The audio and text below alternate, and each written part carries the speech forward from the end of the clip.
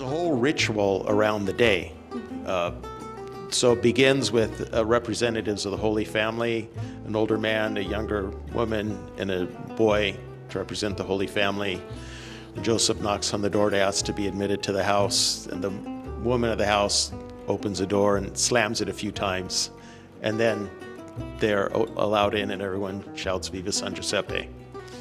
And then the Holy Family sits at the table. The table is only for the Holy Family.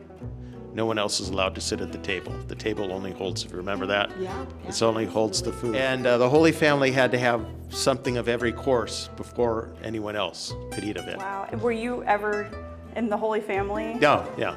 I was a few times too. Yes, I was only once. Our mom hosted several times, and when she hosted, we couldn't be part of that Holy Family because it was considered rude if you had your own children being the star of the show. So I only got to be once. When we were real little, we would drive to Glendale.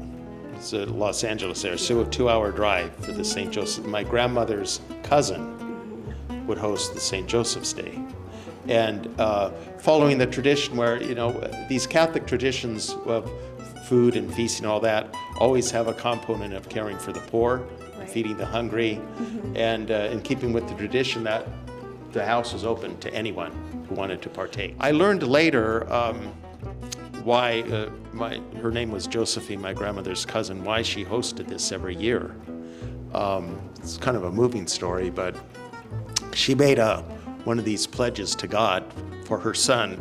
Her son was off fighting in World War II, that if he survived the war, she would honor St. Joseph every year on St. Joseph's Day. Wow. I learned that much later in life, but it's, again, coming out of this place of devotion and thanksgiving. Yeah. Well, he's such a powerful saint, so he's one that everyone calls upon for really impossible things sometimes.